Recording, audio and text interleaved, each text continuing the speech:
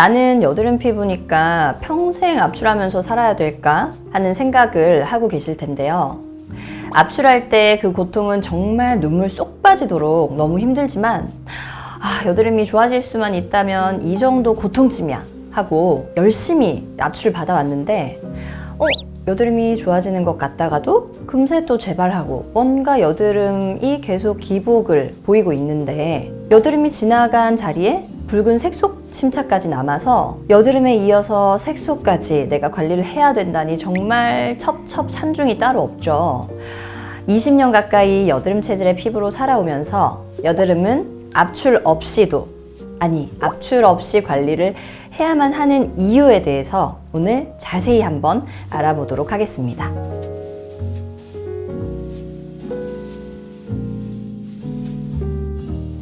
안녕하세요. 여드름 피부를 위한 맞춤형 스킨 컨설팅 맑음 그리고 빛입니다. 우리가 여드름 하면 압출이라는 단어를 떠올릴 만큼 여드름을 압출하면서 관리해야 된다는 생각을 많이 하고 계실 텐데요. 여드름을 압출한다는 것은 정확하게 어떤 의미일까요?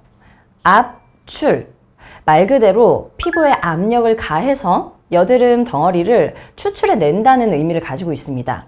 그런데 이 여드름을 압출해도 뭔가 여드름이 계속해서 재발하고 압출만으로는 여드름이 잘 관리가 되지 않는 것 같은 느낌을 받을 때가 있잖아요. 그 이유는 바로 여드름을 압출한다는 것은 현재 피부에 형성되어 있는 여드름 덩어리를 추출하는 것이지 이게 내가 유전적으로 가지고 있는 여드름 체질을 개선한다는 의미를 가지고 있지는 않습니다. 그래서 여드름은 우리가 눈에 지금 보여지는 여드름 덩어리 자체를 사라지게 하는 것도 중요하지만 근본적으로 피지가 모공 속에서 잘 막히지 않는 체질로 관리를 해서 내가 좋은 상태를 꾸준히 유지할 수 있도록 하는 것이 가장 중요합니다. 즉 여드름이 재발하는 것을 예방하는 게 중요한데요.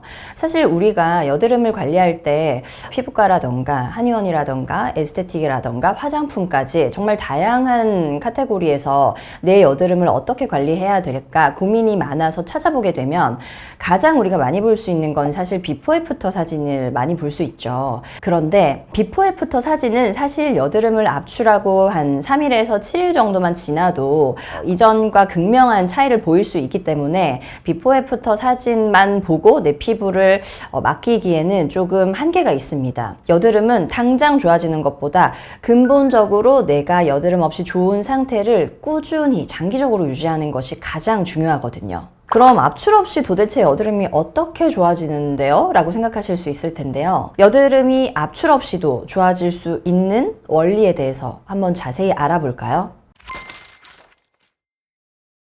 여드름이 발생하는 근본적인 원인 자체는 사실 유전적으로 피지가 모공 내에서 쉽게 정체가 돼버리는 현상 때문에 생기는 것인데요. 전문 용어로는 모공 내 과각화 현상에 의해서다라고 볼 수 있는데 여드름 체질의 피부는 정상 피부에 비해서 모공 내 각질이 굉장히 빠르고 많이 생성되기 때문에 여드름이 지나가는 통로가 계속해서 굉장히 비좁은 상태를 유지하거든요. 그래서 피지가 계속해서 정체되는 것인데 여드름 체질의 피부는 피지가 모공 밖으로 원활하게 배출될 수 있도록 환경을 만들어주는 것이 가장 중요합니다. 우리가 보통 여드름을 관리할 때 피지량이 많으니까 피지를 제거해서 혹은 피지를 억제해서 여드름을 관리해야 된다라고 생각하시는 경우가 많고 실제로 그런 피지를 억제하는 화장품이라던가 피지를 억제하는 약물이라던가 피지를 제거하는 레이저라던가 이런 피지 중심으로의 관리들이 굉장히 많이 지금 진행이 되고 있는데요. 여드름은 피지를 중심으로 관리하는 것이 아니라 모공을 중심으로 관리하는 것이 중요합니다. 그 이유는 사실 피지 분비량은 우리가 살아가면서 언제든지 변화할 수 있거든요. 여성의 경우에는 매달 주기적으로 배란기라는 것을 겪기 때문에 이 배란기에는 남성 호르몬인 테스토스테론의 영향 그리고 프로게스테론이라는 여성 호르몬의 영향을 받기 때문에 이 호르몬들이 피지선을 자극하면서 피지 분비량이 평소보다 급격하게 증가할 수 있게 되는 거죠. 이렇게 피지량이 증가하게 되면 여드름 체질의 피부는 모공 내 모공의 통로가 굉장히 협소한 상태에서 지나가야 할 피지량이 많이 증가를 하다 보니까 평소보다 훨씬 더 많이 그리고 자주 막히게 되겠죠. 그래서 우리가 이 시기에 여드름이 더 심해진다라고 느낄 수 있는 거고, 또 하나는 지금처럼 날씨가 굉장히 덥고 습해지는 계절에는 피지량이 외부적인 요인에 의해서 또 증가를 하게 됩니다. 그래서 우리가 여드름을 피지를 중심으로 관리를 하게 되면 이런 살아가면서 겪는 외부 혹은 내적인 변화 요인이 굉장히 많기 때문에 여드름이 계속해서 기복을 겪게 되는 것이거든요. 그래서 우리가 여드름을 피지를 중심으로만 관리를 하게 되면 피부가 기복을 많이 겪을 수 있게 되는 것입니다. 그래서 여드름은 피지 중심이 아닌 모공을 중심으로 관리를 하는 것이 중요합니다. 그래서 우리가 피부과에서 여드름을 관리할 때 주로 처방받는 약이 피지 억제제, 즉 이소트레티노인 계열의 약을 많이 복용을 하게 되는데요. 이 이소트레티노인은 피지의 분비를 억제하는 것인데, 우리가 피지 억제제를 복용할 때는 여드름이 일시적으로 좋아지는 것 같다는 느낌을 느끼다가 어떤 환경에 의해서 피지 억제제 복용을 중단하게 되면 그 이후부터 다시 피지 분비가 왕성해지면서 여드름이 재발하는 것을 느끼게 되죠. 그래서 내가 약을 평생 먹어야 하는 걸까? 이런 고민을 또 하시게 될 텐데요. 이소트레티노인 계열의 약물은 내가 가지고 태어난 유전적인 피지 분비량 자체를 근본적으로 조절하는 것이 아니라 내가 많이 분비되는 피지를 약물에 의해서 인위적으로 억제시키는 것이기 때문에 사실 약 복용을 중단하게 되면 피지 분비가 다시 활성화되게 됩니다. 내가 원래 가지고 있던 상태로 돌아가게 되는 거죠. 그런데 여드름 체질의 피부는 피지량이 많아서이기보다는 모공 속 통로가 비좁아서 생기는 문제이기 때문에 약물 복용을 중단한 이후에 피지 분비가 다시 재활성화가 되면 그만큼 다시 피지가 모공 속에서 막히게 되겠죠. 그래서 여드름이 재발하게 되고, 무엇보다 그동안 피지가 약물에 의해서 억제되어 있다가 다시 활성화가 되면서 더 많은 양의 피지가 분비되면서 약을 복용하기 이전보다 훨씬 더 심하게 재발하는 경우도 많습니다. 그리고 약물의 경우에는 화장품과는 달리 부작용과 내성이라는 것을 동반하고 있고,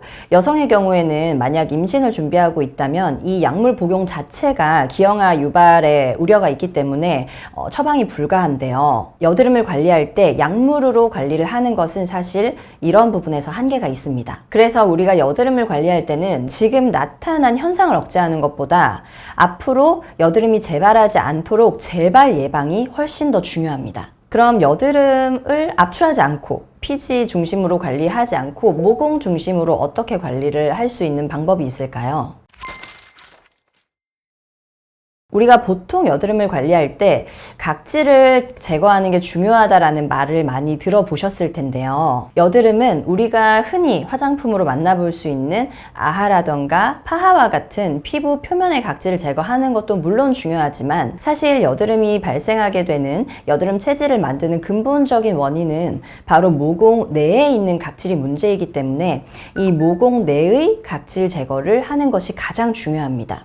여드름 체질의 피부는 유전적으로 모공 내 각질이 굉장히 빠르고 많이 생성이 되고 있기 때문에 이 모공 내 각질을 꾸준히 제거함으로써 피지가 지나가는 통로 자체를 넓혀주는 게 중요하고요. 이러한 관리를 도와드리는 것이 바로 저희가 1:1 스킨 컨설팅으로 도와드리고 있는 여드름 전문 관리 프로그램입니다. 이 여드름 전문 관리 프로그램에서는 모공 내에 있는 각질 제거를 통해서 내가 배란기라던가 스트레스가 많아서 늦은 수면을 취한다던가 생활 리듬이 흐트러진다던가 외부 환경으로 기온이 급격하게 상승한다던가 이런 유동적인 변동 요인에 의해서 피지량이 늘어나더라도 피지가 모공 내에서 쉽게 정체되지 않도록 겉으로 잘 배출될 수 있도록 하는 환경을 만들어주는 거죠. 그리고 무엇보다 우리가 여드름을 관리할 때 압출을 최대한 피해야 하는 이유는 바로 2차적으로 피부에 남을 수 있는 PIH와 스카 때문인데요.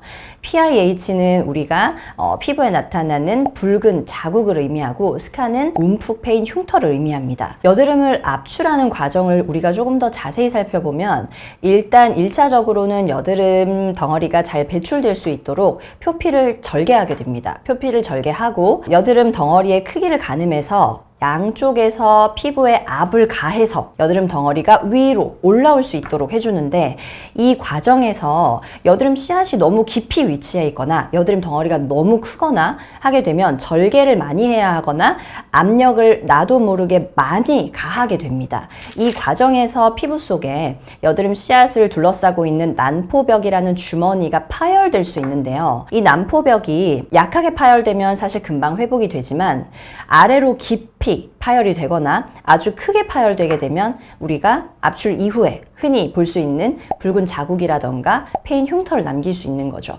그래서 가능하면 이런 2차적인 피부에 남을 수 있는 피해를 예방하기 위해서 압출을 하지 않고 여드름 관리하는 것이 중요합니다. 단, 우리가 압출이 꼭 필요한 여드름도 있습니다. 우리가 여드름이 굉장히 심한 중증성 여드름의 경우에는 화농성 여드름을 4가지의 단계로 봤을 때 가장 심한 4단계인 시스트, 즉 결절성 여드름이 있는데요. 이 결절성 여드름은 이미 난포벽의 파열이 굉장히 심하게 진행이 되고 있기 때문에 여드름에 어떠한 자극을 주지 않아도 피부 내에서 심한 염증 반응에 의해서 난포벽의 파열이 계속해서 이루어지고 있습니다. 이 난포벽의 파열이 계속해서 이루어지고 있다 보니 여드름을 가만히 두기만 해도 파열이 촉진돼서 더 많은 흉터를 남길 수 있게 되는 거죠. 그래서 이럴 때는 내가 2차적인 피해를 감수를 하고라도 조금이라도 난포벽 파열이 덜 이루어지게 빨리 제거를 해주시는 게 중요한데요. 이런 결절성 여드름이나 아주 심한 낭포성 여드름 같은 경우에는 압출을 해주는 것이 좋지만, 그 이외의 우리가 흔히 만나볼 수 있는 면포성 여드름이라던가 1, 2단계 정도의 화농성 여드름은 충분히 압출 없이도, 즉 물리적으로 자극을 가하지 않고도 여드름을 근본적으로 관리할 수 있습니다. 네, 그동안 여드름을 정말 내가 언제까지 이 압출을 견디면서 살아야 될지, 언제까지 피지 억제제로 억누르면서 살아야 될지 고민이 많으셨을 텐데요. 저 역시도 정말 고통스러운 압출을 받으면서 만원 버스를 타고도 부끄러운 줄 몰랐고, 아프지 않은 압출이더라도 며칠씩 지속되는 그 압출의 흔적과 남는 색소 침착까지 정말 힘겨웠는데요. 여드름은 근본적으로 피지가 모공 내에서 잘 막히지 않는 체질으로 관리를 하게 되면 충분히 압출 없이도 여드름 없이 좋은 피부 상태를 유지할 수 있게 됩니다. 단 반드시 생활 습관에서 피지선을 자극하지 않도록 하는 관리가 병행이 되어야 하고요. 모든 여드름 피부가 압출과 약 복용으로부터 고민을 해소하고 여드름 체질을 스스로 잘 다스릴 수 있는 그날까지 저희 맑음 그리고 빛이 함께 하겠습니다.